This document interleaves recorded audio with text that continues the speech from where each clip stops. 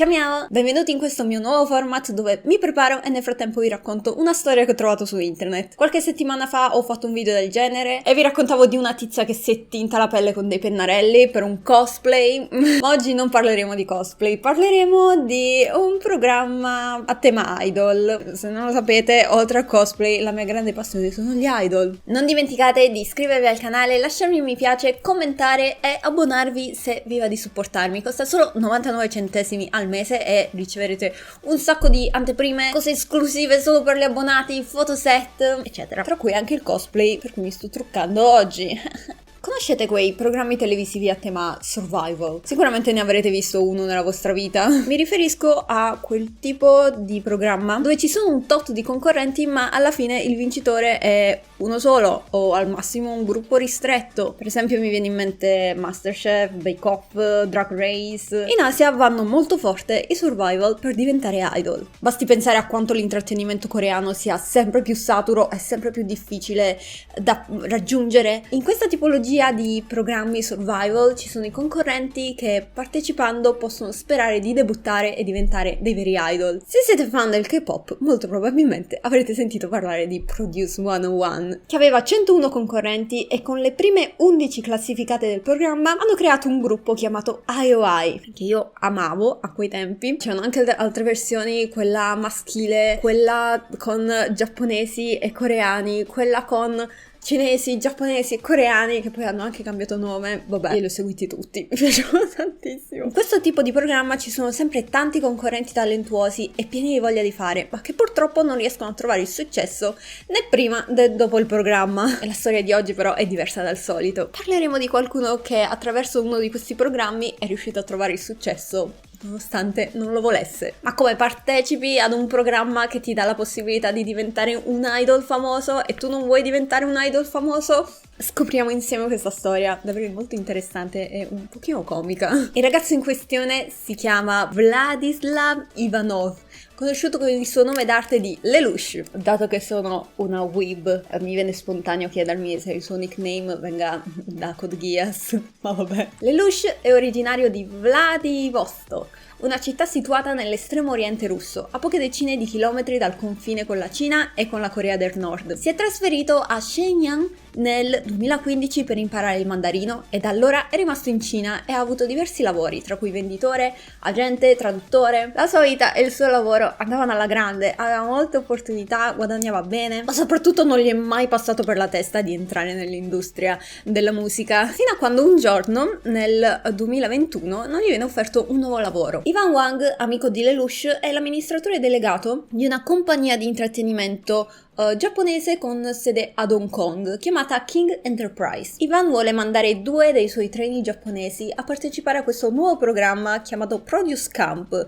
praticamente la versione cinese di Produce 101. È conosciuta anche come Chuang, non so come si legga. Ivan però teme che i suoi 2 trainee facciano fatica ad adattarsi alla vita in Cina, loro neanche sapevano il mandarino. Si ricorda così del suo amico Lelouch e gli chiede di fare da insegnante e traduttore ai suoi 2 giapponesini, che mi fa molto ridere come scena se ci pensate, cioè lui è un russo che insegna cinese a 2 giapponesi. Quando Lelouch accompagna i 2 ragazzi giapponesi al programma in veste da traduttore, viene subito notato dal produttore del programma. Sto tizio non perde tempo e chiede subito a Lelouch di partecipare anche lui al programma, che sarebbe iniziato tra 5 giorni. Perché una richiesta del genere? Perché questo show era abbastanza messo malino nel cercare concorrenti. Alcuni avevano avuto problemi col visto, altri si sono ritirati all'ultimo ed era un problema. Serviva gente perché dovevano arrivare a 101 concorrenti. Lelouch all'inizio rifiuta l'offerta, lui non è assolutamente interessato a diventare un idol, che sarebbe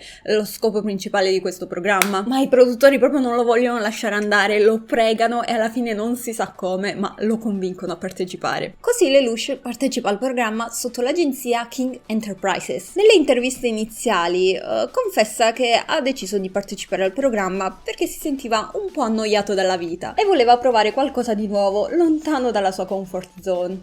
molto molto lontano. Chiaramente non aveva idea di cosa lo aspettava. Una delle prime cose che si fa durante il programma è questa primissima esibizione in cui i partecipanti poi vengono smistati in varie classi a seconda del loro livello di preparazione. Dato che risulta ovvio che Lelouch non ha nessun tipo di esperienza né in canto né in ballo, viene smistato nella classe F, quella più bassa in assoluto. La vita da trainee idol non sembra assolutamente fare per Lelouch, non migliora per nulla né nel canto né nel ballo. Era sempre molto molto stanco per gli allenamenti estenuanti, insomma era abbastanza ovvio che non fosse per nulla portato, ma che stesse anche perdendo sempre più interesse. Infatti in alcune interviste poco dopo rivela che vuole tornare a casa. Il problema di questo programma però è che non è lui a decidere di potersene andare, ma le persone a casa. Infatti in Produce 101 vince chi riceve più voti dagli spettatori. Più le persone votano per te, più hai possibilità di andare avanti nel programma ed eventualmente vincerlo e debuttare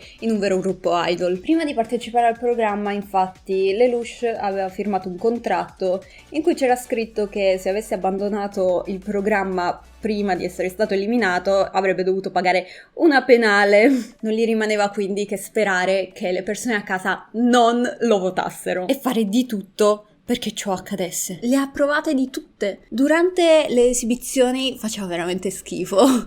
Le sue reazioni erano inesistenti. A volte faceva finta di non capire o sentire, con la scusa che è uno straniero. Insomma, provava a essere il più noioso possibile e continuava a chiedere ai fan di non votarlo. Nonostante ciò, gli spettatori lo amavano e secondo me amavano anche un po' vederlo soffrire. Parliamoci chiaro. Agli occhi del pubblico il suo atteggiamento risultava davvero divertente e anche piuttosto relatable per molti, il che lo rendeva sempre più popolare. E dico relatable perché sembra quel tipo di atteggiamento che magari hanno degli studenti o dei lavoratori che odiano quello che stanno studiando o il loro lavoro, ma sono costretti ad andare avanti. Il suo piano non stava assolutamente funzionando perché era impossibile odiarlo. Lelouch saliva sempre di più in classifica. Tenete presente che è partito dal 74esimo posto fino a finire nella top 10 e vi ricordo che i primi 11 classificati avrebbero debuttato in un vero gruppo idol. C'è da dire però che nonostante il suo atteggiamento da voglio morire ha dimostrato più volte di tenerci alla sua squadra. Vedeva i suoi compagni impegnarsi tantissimo e quindi magari gli chiedeva aiuto, rimaneva con loro fino alle 5 del mattino a allenarsi insieme, non voleva deludere gli altri ed è davvero ammirevole che nonostante il suo obiettivo fosse di fallire non si è trascinato con sé anche i membri della sua squadra. Le puntate passano e Lelouch arriva in finale. Il suo solo raggiunge quasi 1 milione di visualizzazioni. Dopo quasi 4 ore di programma arriviamo al momento finale, quello in cui avrebbero annunciato i vincitori e Lelouch si posiziona 17esimo. Il ragazzo ce l'ha fatta, non è nella line-up finale, è libero. Ha perso! Quando ha ricevuto indietro il telefono è stato inondato da migliaia di post di congratulazioni per la sua sconfitta, che per lui però era una vera e propria vittoria. Persino l'ambasciata russa si è congratulata con lui. Dopo il programma Lelouch è rimasto attivo su Instagram e ha espresso che nonostante tutto non nutre alcun rancore e che anzi è molto grato per l'opportunità che gli è stata data. Penso che adesso faccia principalmente il modello, non so che altri piani abbia per il futuro. E questa era la storia di come il povero Lelouch è stato intrappolato in un survival. E adesso mi sa che finisco di prepararmi e facciamo le nostre considerazioni finali con il cosplay addosso. Ed ecco il risultato finale! Non ho ancora lente a contatto perché me le metterò quando scattiamo. Però devo dire, anche senza lente a contatto rende comunque l'idea del personaggio. Fatemi sapere se anche voi trovate relatable e divertente l'atteggiamento che ha avuto Lelouch durante il programma. Io sinceramente, sì. Mi sono proprio immaginata quando non volevo andare al lavoro ma ero costretta e quindi facevo il bare minimum perché tanto cosa avrebbero fatto? Licenziarmi? Esatto. Ho sentito che era molto simile quel tipo di atteggiamento, quindi l'ho trovato davvero super divertente. Spero che il video vi sia piaciuto e sì, oggi scatterò questo cosplay, quindi se siete abbonati riceverete il photoset completo. E ho dimenticato anche di dire che personaggio è Kanao Tsuyuri di Demon Slayer. Ormai chi non conosce Demon Slayer veramente è una di quelle cose che devi conoscere, altrimenti non sarai mai un vero weeb. Avevo già fatto Nezuko in passato, avevo fatto anche un video dove mi truccavo e a parte la parte del trucco in sé che mi era piaciuto molto, non mi ci vedevo granché, così ho deciso di provare Kanao e ad essere sincera e ci vedo molto meglio. Speriamo che le foto escano carine. Ultima cosa che mi stavo per dimenticare, il cosplay viene da YesStyle, perché sì, vi parlo spesso di YesStyle, questo l'ho preso di là, è molto carino, la taglia mi sta per fortuna molto bene, è stato difficile da stirare, devo ammettere, questa gonna aveva delle pieghe strane, però tutto sommato mi piace, dai, spero piaccia anche a voi. Codice sconto Lipofago, scritto tutto maiuscolo se volete comprare da YesStyle. Vi ringrazio davvero per essere arrivati qui, per seguirmi, per supportarmi sempre, grazie. Noi ci vediamo settimana prossima con un nuovo video. Ciao!